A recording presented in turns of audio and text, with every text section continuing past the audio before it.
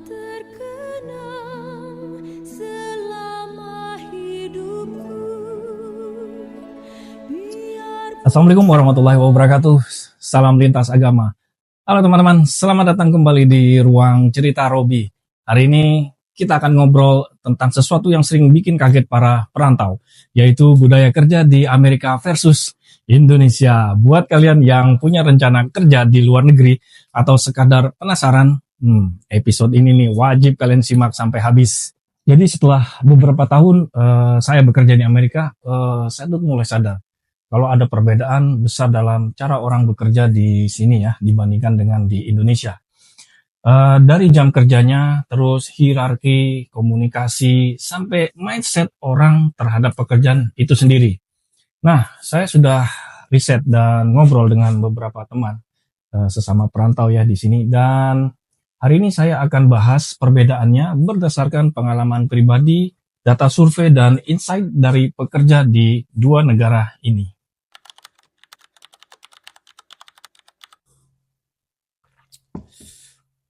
Kalau kita bicara soal jam kerja, kebanyakan orang Indonesia terbiasa dengan jam kantor yang panjang ya. Menurut survei dari OECD, Organization for Economic Cooperation and Development, rata-rata orang Indonesia bekerja itu sekitar 40-50 jam per minggunya. Sementara di Amerika, angka ini sekitar 34-40 jam per minggu. Tapi ada satu hal yang menarik, walaupun jam kerja di Amerika lebih pendek, ya, produktivitas mereka justru itu lebih tinggi. Di Amerika, banyak kantor yang menerapkan sistem flexible working hours atau bahkan remote work. Jadi selama pekerjaan selesai, mereka bisa bekerja dari mana saja. Sementara di Indonesia, banyak pekerja yang merasa harus stay di kantor lebih lama karena budaya. Kalau bos belum pulang, anak buah juga jangan pulang. Siapa yang relate? Ya kan? Banyak banget itu.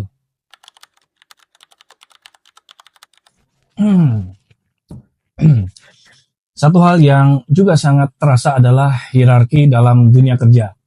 Di Indonesia, ada rasa segan atau bahkan takut kepada atasan. Kita terbiasa dengan panggilan seperti Pak, Bu, atau Bos ya, atau Juragan. Dan atasan di sana ya sering kali punya power yang lebih besar dalam mengambil keputusan. Tapi di Amerika, hubungan antara atasan dan bawahan lebih egaliter atau setara. Nggak jarang karyawan bisa dipanggil, maksud saya karyawan bisa panggil bos mereka hanya dengan nama depan saja, tanpa ada embel-embel sir atau madam. Dan yang menarik, karyawan juga lebih bebas menyampaikan pendapat seperti atau contohnya di beberapa perusahaan ya, tempat teman saya bekerja. Dia cerita tuh, kalau ada pertemuan atau meeting, bahkan seorang intern atau magang, mereka tuh bisa mengkritik ide dari seorang manajer tanpa harus merasa sungkan. Tapi bukan berarti di Amerika nggak ada hierarki sama sekali ya. Tetap ada struktur organisasi, tapi bedanya di sini komunikasi itu lebih terbuka dan pekerja lebih dihargai berdasarkan skill mereka. Bukan cuma karena posisi mereka di perusahaan.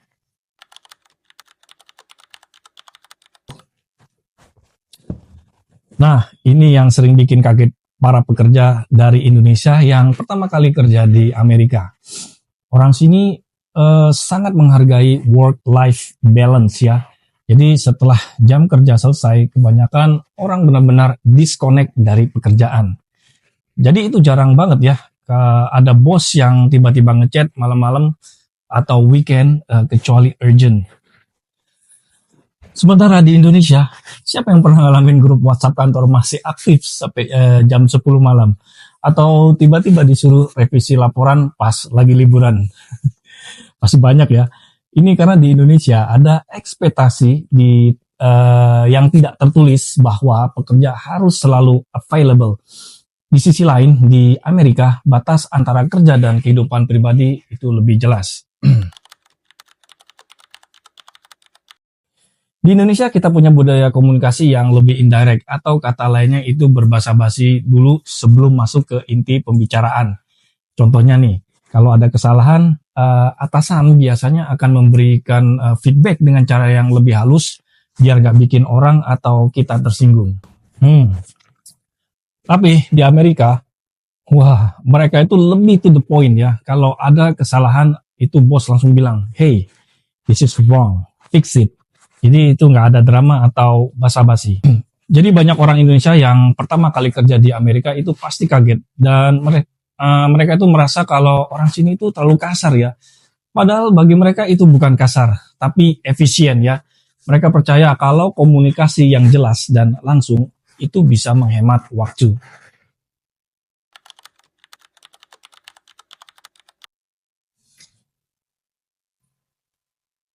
Di Indonesia ada mindset bahwa kerja itu bukan cuma untuk diri sendiri, tapi juga untuk keluarga. Makanya banyak orang yang bertahan di pekerjaan yang tidak mereka suka, karena ada tanggung jawab besar untuk menafkahi orang tua atau saudara. Sementara di Amerika, kebanyakan orang lebih mementingkan diri sendiri atau individual dalam berkarir. Mereka lebih berani resign kalau mereka merasa nggak cocok dengan pekerjaannya. Bahkan survei dari Bureau of Labor Statistics menunjukkan bahwa rata-rata pekerja di Amerika pindah kerja setiap 4 tahun sekali. Sementara di Indonesia, banyak yang bertahan bertahun-tahun di satu perusahaan. So, kesimpulannya, apakah budaya kerja di Amerika lebih baik dari Indonesia? Ada yang tahu nggak jawabannya? Jawabannya tergantung ya. Indonesia punya kelebihan misalnya budaya kekeluargaan di kantor yang lebih erat. Tapi di sisi lain, Amerika menawarkan fleksibilitas dan kesempatan berkembang yang lebih besar. Namun satu hal yang perlu diingat, dalam dunia kerja tidak ada yang benar ataupun yang salah. Seperti kata pepatah, bekerjalah dengan cerdas, bukan hanya keras. Karena hidup bukan hanya tentang bekerja, tapi juga tentang menikmati hasilnya. Atau dalam bahasa Inggris ada ungkapan work to live, don't live to work. Artinya kita bekerja untuk hidup, bukan hidup untuk bekerja. Jadi dimanapun kita berada, yang terpenting adalah menemukan keseimbangan antara karir dan kehidupan pribadi. Jadi buat kalian yang berencana ingin bekerja di luar negeri atau bahkan ingin mengubah cara kerja di Indonesia, pastikan kalian siap dengan perbedaan budaya ini. Gimana menurut kalian? Ada yang sudah merasakan perbedaannya? Ya, saya pengen banget nih dengar pengalaman dari kalian semuanya. Jadi jangan ragu untuk komen di bawah ya. Atau ada yang mau jadi teman ngobrol saya nih, bisa DM saya di Instagram. Sampai jumpa di episode berikutnya. Ingat, setiap cerita memiliki makna dan di setiap ruang memiliki cerita. Jangan lupa like, share, dan subscribe ya, biar nggak ketinggalan cerita-cerita seru dari Ruang Cerita Robi. Sampai jumpa lagi. Wassalamualaikum warahmatullahi wabarakatuh. Ciao.